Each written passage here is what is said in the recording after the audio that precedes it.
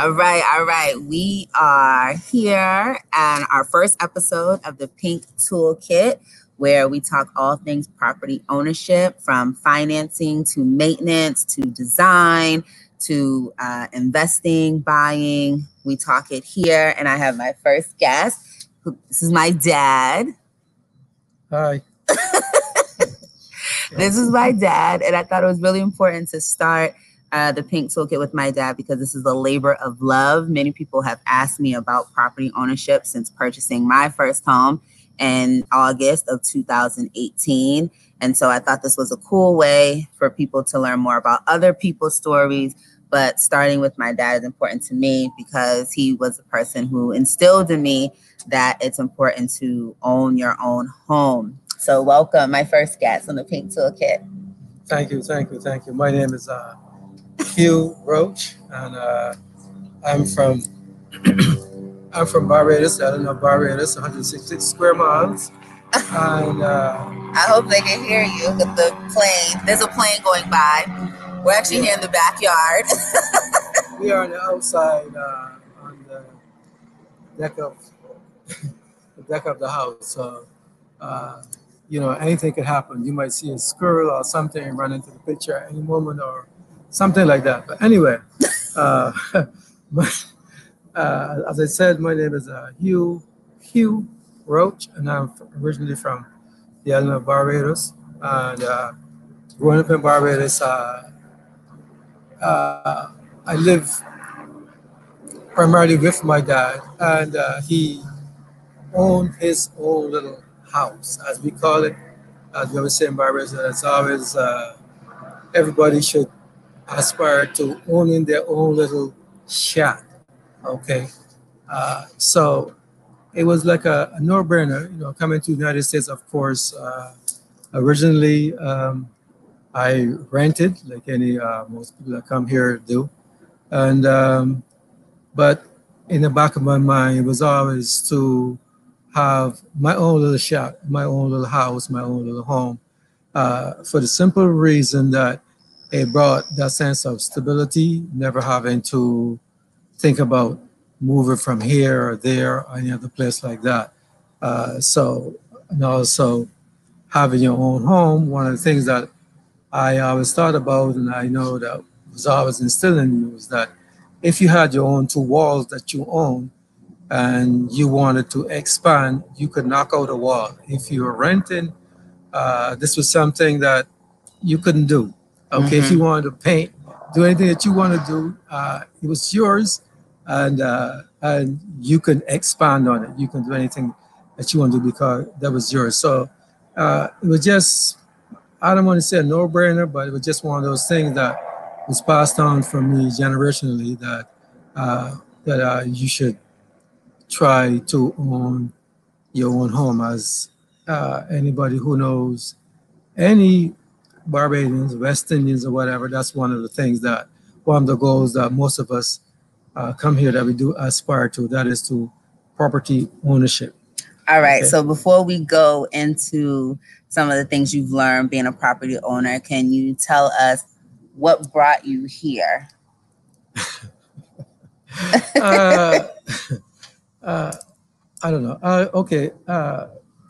What really brought me here was not that I sat down and think this was a better way of life, because I had a pretty comfortable life living in Barbados.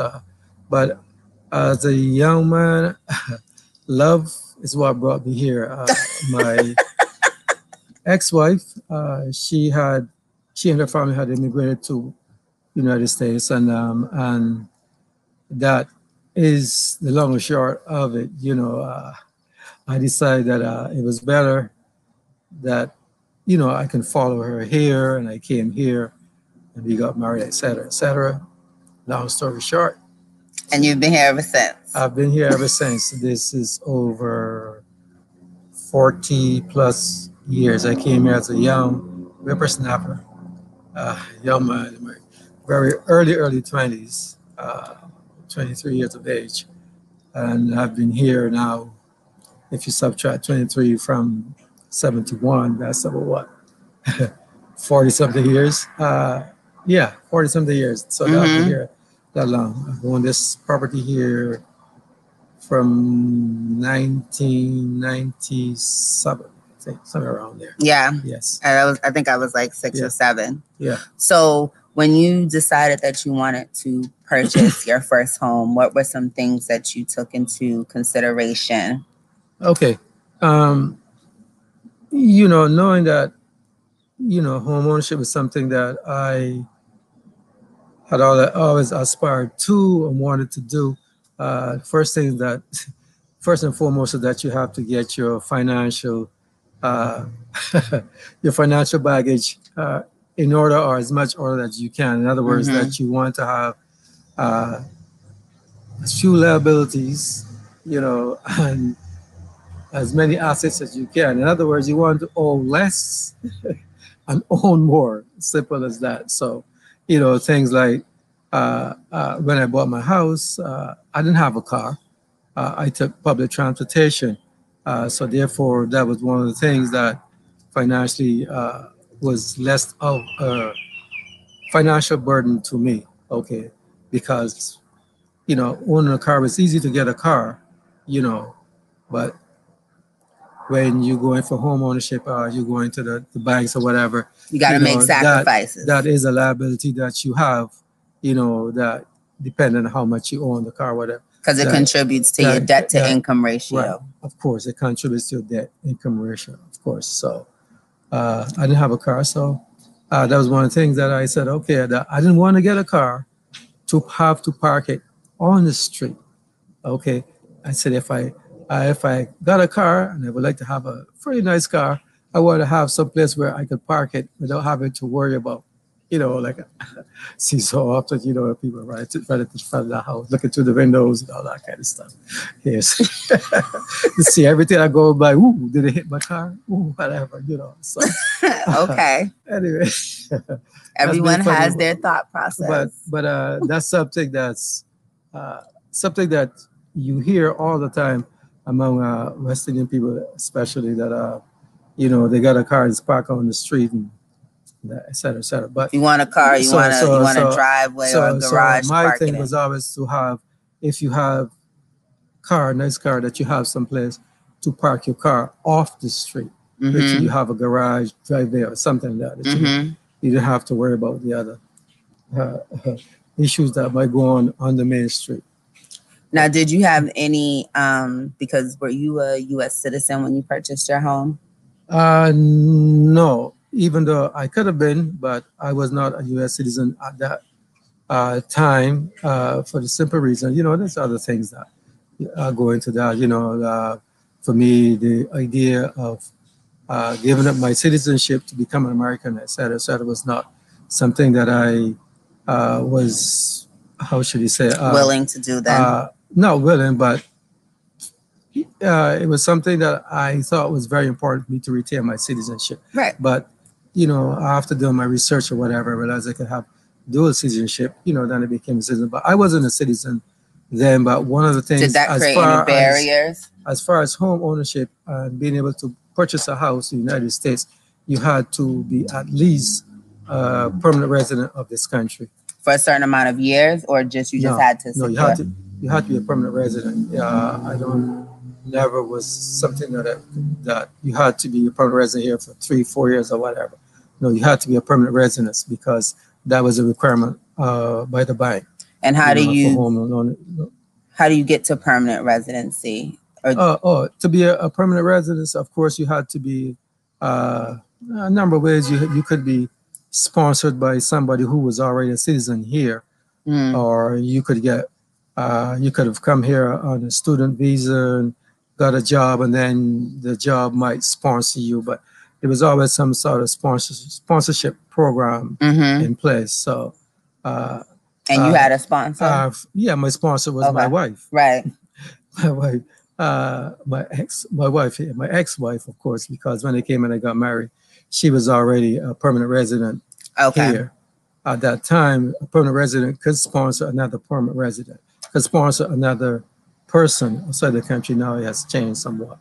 Okay.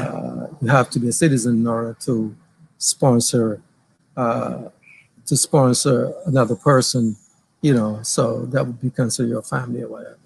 Okay. So you had to be a permanent resident, and you then had to be at least a permanent resident, because you can't. The bank is not going to give you a loan, and the mortgage companies are not going to give you a loan if you're not a permanent resident of this country. Right. And then you also did something unique because you went through NACA, which is the Neighborhood Association or something, NACA. Right. This one of the things, because I'm a military veteran, and I do have a certificate that they would give me a loan of $40,000. But in the Boston market, $40,000 is pretty much a drop in the bucket. You can't get a house, even at the time when I bought a house, for $40,000. So you need a lot more, So of course, what I did, I saved my money, and fortunately for me at that time, without having to go to the mortgage companies and to be extorted. I thought it was some sort of extortion where they would charge you a markup, 10, 15%, as much as they can. You can end up you paying down all this money, and then you have a mortgage that you really could not afford, and in a short space of time, you're back into the rental situation. But what had happened, what had happened in my case, Boston, the banks, they got cited for this redlining of people, the minority population in this country. So then the banks came up with a program of where you can purchase a home without any down payment. Okay, but was it also without closing costs at that time? No, there was closing costs. Okay, because now NACA is no down payment or closing costs. Right, but at that time, what was it saying? Okay, because they had this program going where that you could apply for a mortgage without any down payment, but continuous to that, they had a program where that you can also, any money that you have that you would pay for as a down payment, you could apply that to your mortgage loan to buy down the interest rate. Right. Okay, because when I bought my house, interest rates were pretty high. I think I was getting an interest rate like about 8 or 9%, but I was able to apply some money to it to bring it down to 7%. Okay. So that was one of the caveats of that program. I went through a program called NACA. I don't remember what NACA stands for. It's now. Neighborhood Association of something, community. But something. I think this was their first year into the market, where that they gave you into these classes where they gave you advice, and they said things that you need to do in order to be able to go forward for a home. So that is like bringing down your financial debt. Okay. Can I just put a pin here? Sure. So a lot of people who are watching, you've probably heard of NACA because it's now expanded and it's pretty much in all states in America. But it originated here in Boston. And so my dad was actually one of their first clients. Yes, I was. when they started. Right. And so that's crazy to think that you were one, and not crazy, but it's like exciting that you were one of their first clients in 1997. And 97, when you purchased your home. And now this organization has grown to where, as I said, they now cover down payment and closing costs. And I started with NACA, but did not finish with NACA. At the time when I went with NACA, they weren't in the business of giving you a mortgage. They were in the business of teaching you how to educate yourself. Okay. As far as being able to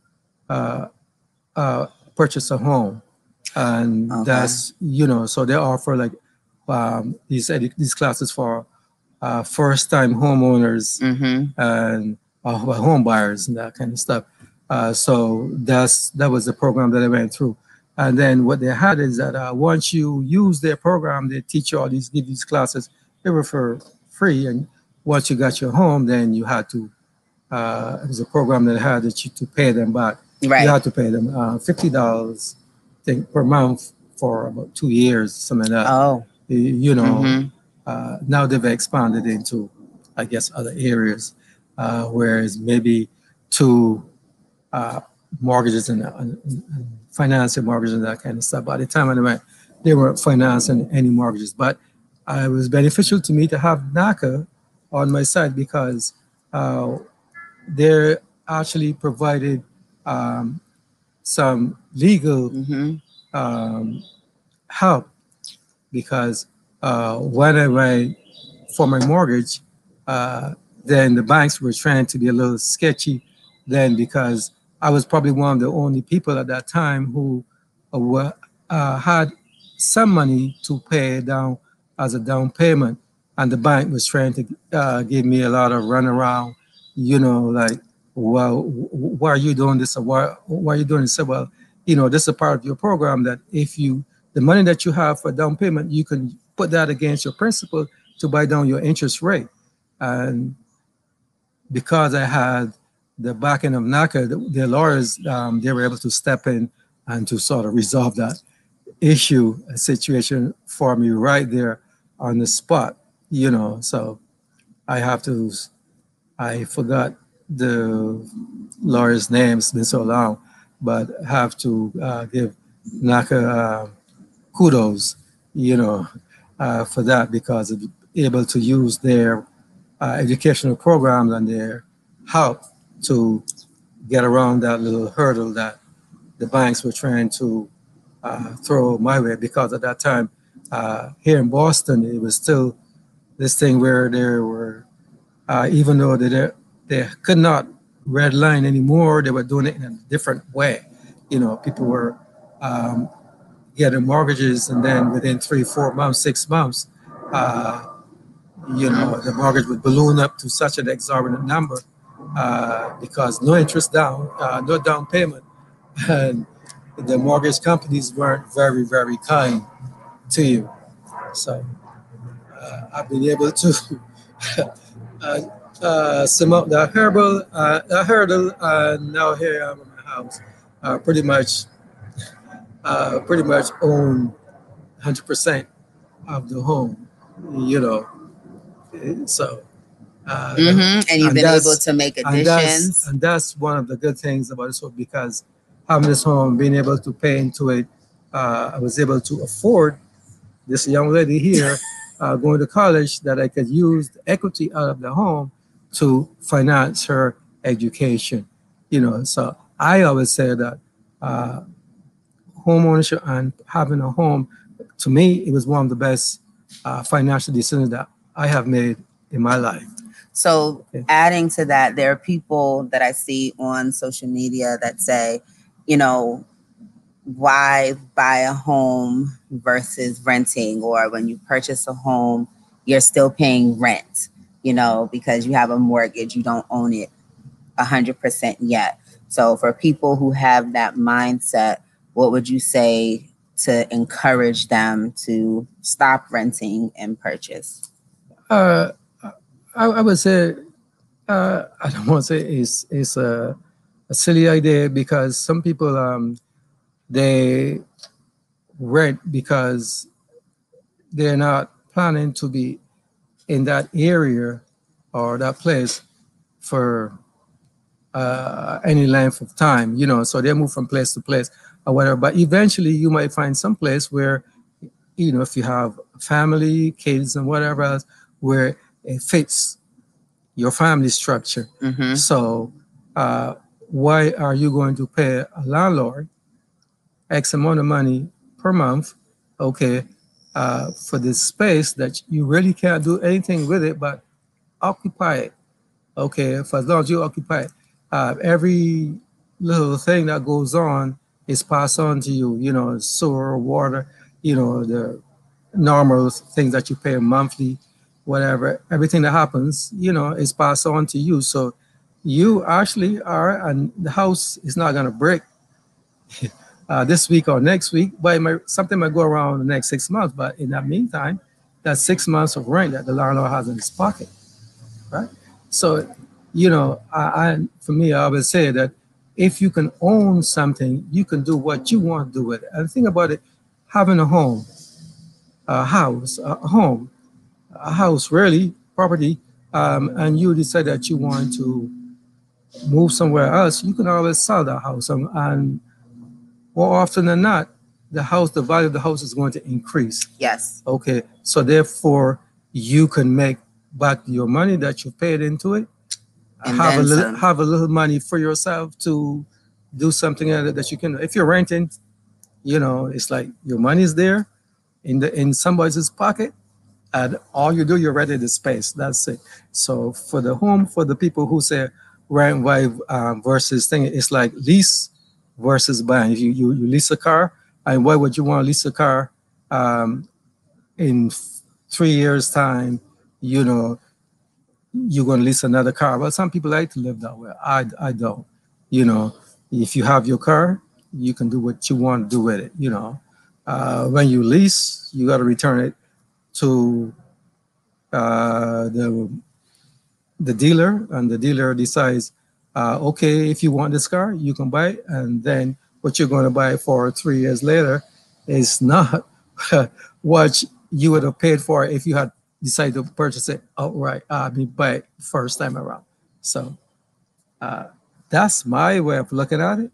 I don't know, so for those who decide about, renting versus I think if you can afford it, I would say, buy it, because even though at first, every month that you pay towards your mortgage, you will see a little residual that comes back to you, equity, and the longer you stay there, the more equity you have in your home. So that's money that's yours that you could do what you want to do with. Because if you have to sell it back to the bank, you look at it, all they're going to take is what is the principal. That's what you owe them. That's what they're going to take. The remainder is yours to do what you want to do with it. When you rent, you might live there 3, 4, 5 years or whatever. That's rent to the landlord, but not to you, because you still have the same space, so. Yeah. So now that you're in your old age, as you mentioned, my older years. Yeah, in your older years, what is it that you want to leave as your legacy in terms of property ownership tips, ideas? Why was it important? There was a bug, and you all will learn that I'm very afraid of any kind of bug.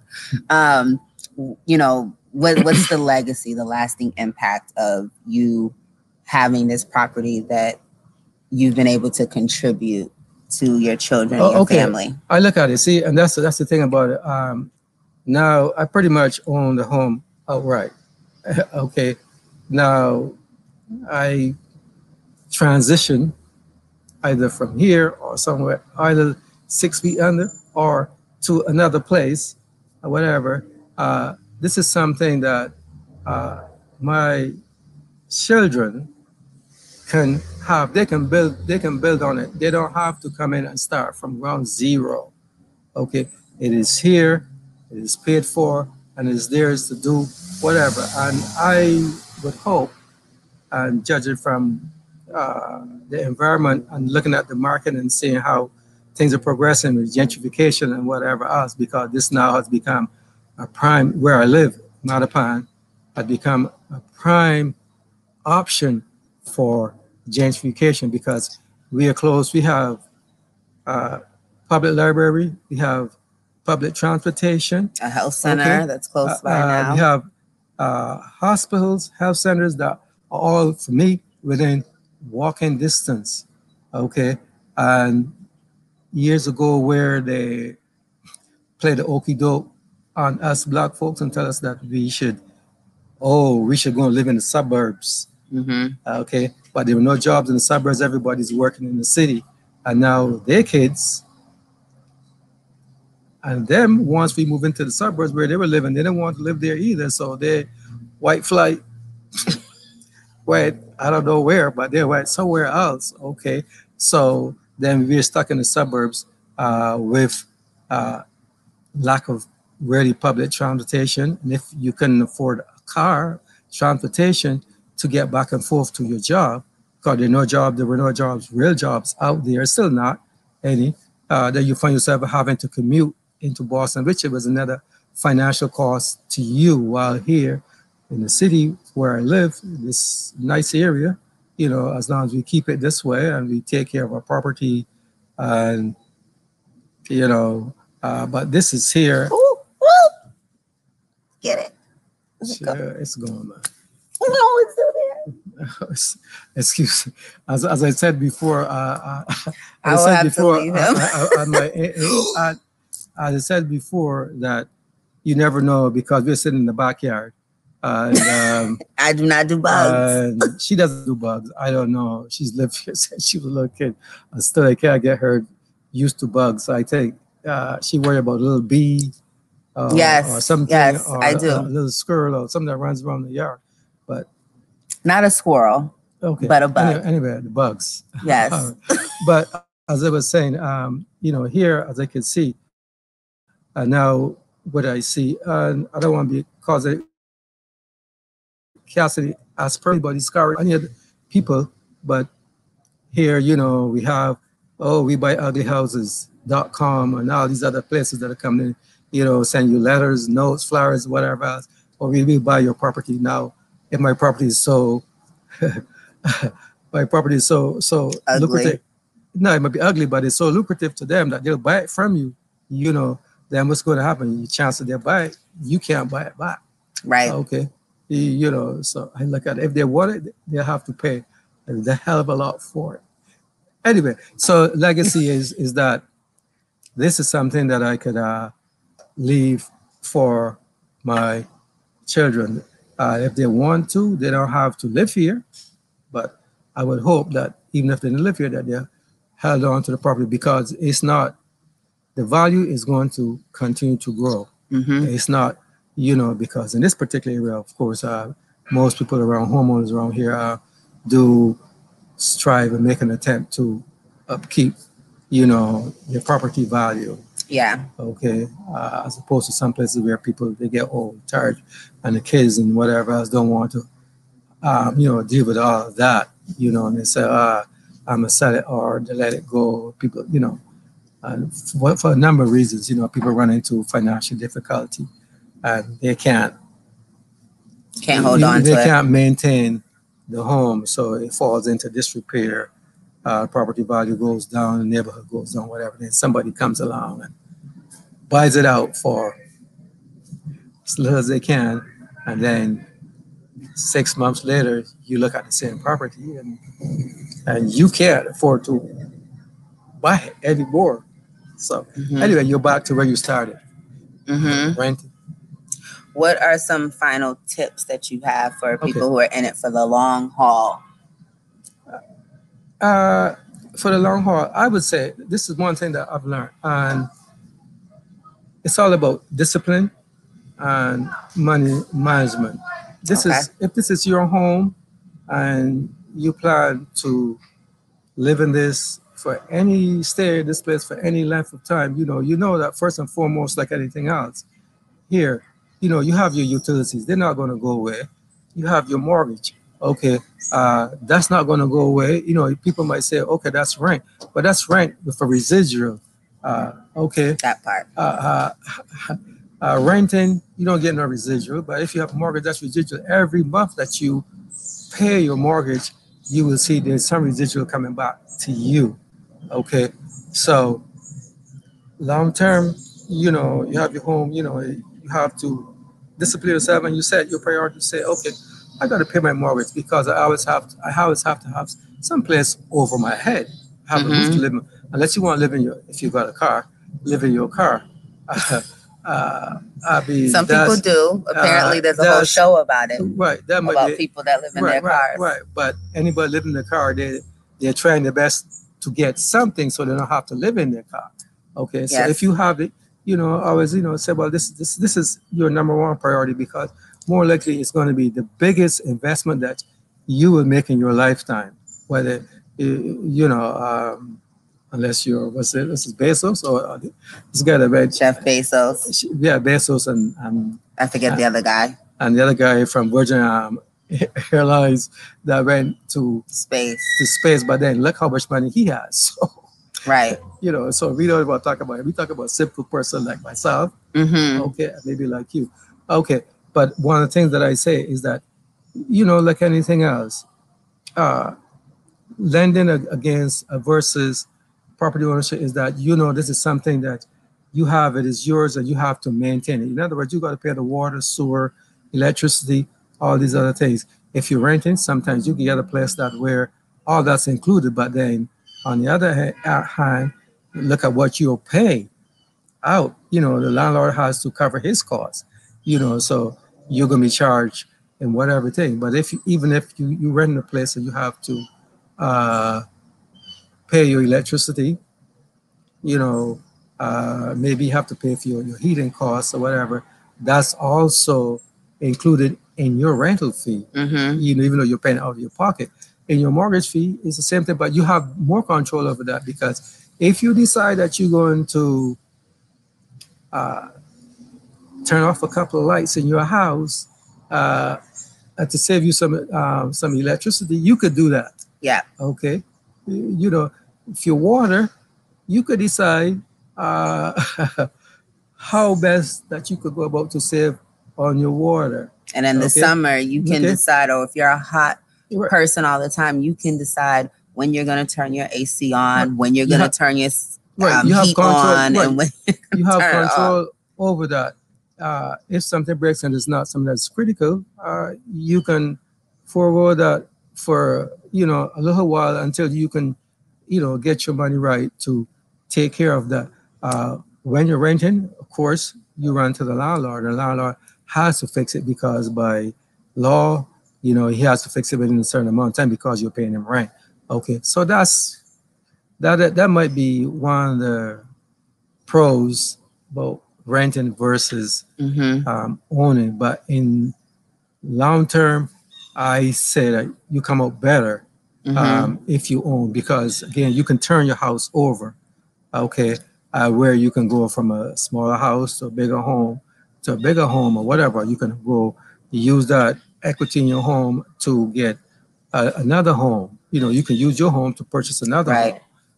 So those to me are better options than, and again, being in one place that's up to you, really. So now I'm sure you all can see where I get my ownership mindset from, which is why I wanted to start with my dad. And really quickly, I want to turn the tables a little bit. Do you have any questions for me? Questions. Do you want to interview me? No, I don't really want to interview you, but I am,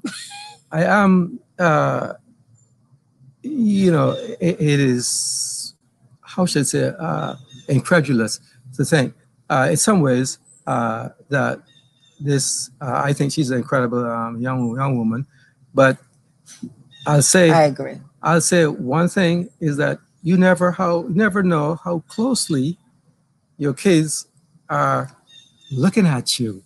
Okay, because I just did what I figured that I had to do in order to have some stability, for my children and for myself.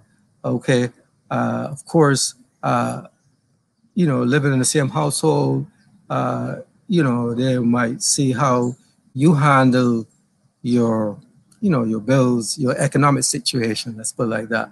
Okay, but you never know how closely that they are looking at you, because to think that I would say she at her young age, in this great country, has a lot of opportunity, and sometimes you can squander it, but has a lot of opportunity. But you look at it that she, at her young age, she decided about that she wanted to follow in my footsteps, because in that particular aspect of it, because you look at it that now she's a homeowner, and she's realizing the potential and the options that she has as a homeowner.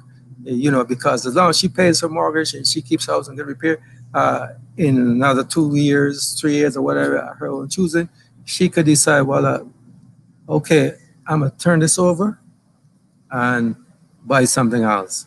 Okay, and you have to ask her as far as what were. Yes, Oh, you were a renter. yes. I know you're a homeowner. So, would you say? What do you think of the pros? In your words, what are the pros and cons? Give me a few pros and cons about renting versus owning your own place. I think it's exactly what you said. For me, what prompted me to decide to own my own home is I live in the Washington, D.C. metropolitan area. So I bought in District Heights, and that's also where I was renting, and my rent was going up. There you go. And so it didn't make sense for me to continue to rent at that rate when I could pay a mortgage at that rate. And as my dad said, have that kickback for me to know that I'm actually paying myself. And yes, and we'll get into that. I've learned a lot because I did not purchase a brand new home. So I don't want people to ever, I know a lot of people go into home ownership and they want the brand new home, but do not ever, what you want is you want a sturdy home. Okay. You want something that has a good body, because you can always improve improve and make, you can always improve and make cosmetic changes. But even with those things that wear and tear, breakdown that you have to replace, it's still nothing compared to what my home is in value. And my home has gone up almost $100,000 since I bought it in 2018. So it's not even 3 years yet. Right. It'll be 3 years. Yeah. In 2 years, so, your property value increase. Right. There you go. So those are the things that you want to look for. So that's what I would say. The main thing is, if you are living, especially like in Boston, where you're paying $1,800, $2,000 for you mean $2,500 for a one bedroom, you can find a home somewhere. And I would also add, for that rate, even if you can't live in it, you can, and we'll talk about that, you can also buy an investment property for the same rate and have people living in that, and they're paying not only your mortgage on that home, but they're also paying your rent wherever else you're living. So that was the reason for me. Because rarely, people might rent because all the ancillary things, bills, so all the other things that you need, repairs and this thing or whatever, is passed on to somebody else. But you got to understand that it's a business. And even though they might be by law liable to, come in and do all of these repairs and do all this sort of stuff, and give you these creature comforts that you desire, okay, that they're going to pass on the cost to you, because they have to go to the Home Depot or wherever to go to get the contractors to come and do X, Y, or Z. They got which is why your rent goes up every year. And that cost is passed on to you. So then you might find yourself in 3-4 years where that your rent is to a point that you no longer, because if your rent goes up, by 15-20%, I don't know if you have a job that you can make that amount of increase, on a yearly basis, And that's also the thing too, that for me was important as I was trying to, and I'm still trying to pay down my student loans. And I was thinking about life planning. It was important for me to get a mortgage, because my mortgage, if you get a fixed rate, is not going to change. So that's something that I wouldn't have to, I could factor it in at one time, and it wasn't that I would have to worry in a year, can I pay this? Or 2 years, can I pay this? I knew that I could lock in at that rate until, I wanted to refinance or go to the banks and negotiate, a lesser interest rate or something like that. So now, go ahead, Dad. Which is a very good option, because like you have a home and you have your mortgage, because like anybody else, when you first start, you get a 30-year mortgage. One for me, because the former job that I had, really, I grew in a job where I was in a better financial position, where I could go in after X amount of years. And well, and what I did, because you did all these options out there rather than refinance for another 30 years, what I did, I refinanced for less years. So rather than having a 30-year mortgage, I then it came down to a 20-year mortgage. Of course, I had to pay a little bit more in mortgage, but I could afford that payment. So it meant that I would have paid off my house in a shorter space of time. And again, I say to you, anything that you can own, own. There's this guy, he's a singer, Rod Stewart, yes, yeah. And I remember he was on TV and he had this house, a multi-million-dollar house. And you know what he said? He said, "This is my house." He said, "And everything in here is paid for." If you look at what's this guy? What's that bandit? Smoking the bandit guy or whatever, ended up destitute because even though he made a lot of money, he had these homes or whatever. Eventually, they weren't his.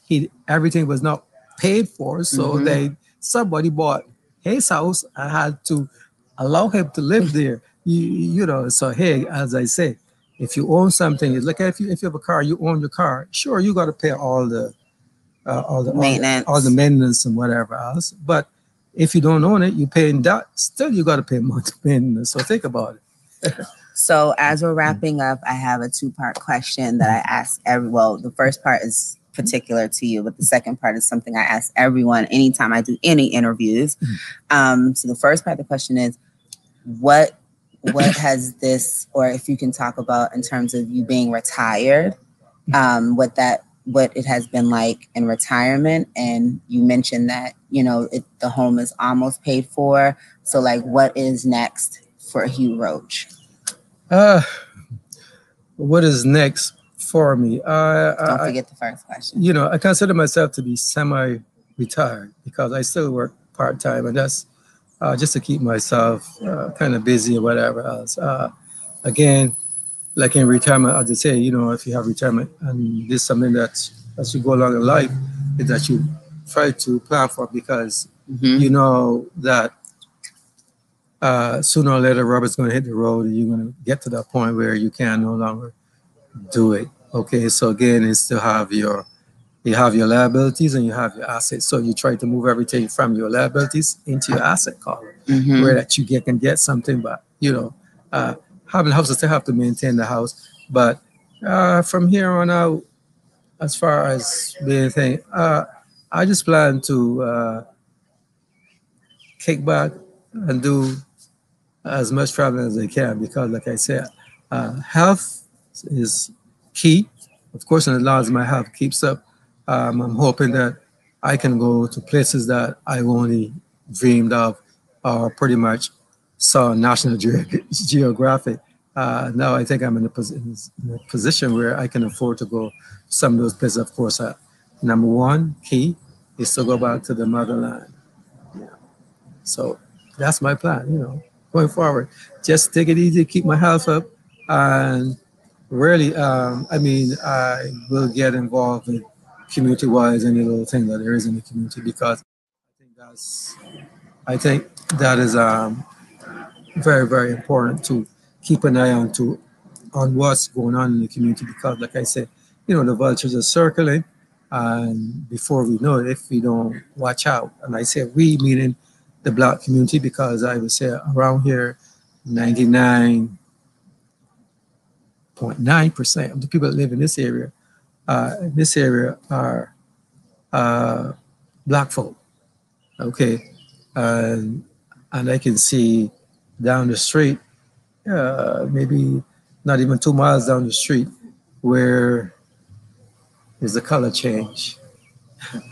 And I don't know if they come in deeper pockets or not, but I think a lot of people around this area have owned their own homes and they're older now, and who, they either passed on or they decide to, like I leave this to my kids or whatever else, and they, they retire, they go south, east, west, or wherever they go. But the kids decide, well, I want the quick money. Property value has gone up exponentially from when they bought it. So the kids, sell their houses for $300,000 plus or whatever else. And I guess they walk away with the money, and what they do with it, I don't know. But I'm hoping that my kids don't do that to the house. We won't do that. So thank you all so much for turning into the first episode of the Pink Toolkit.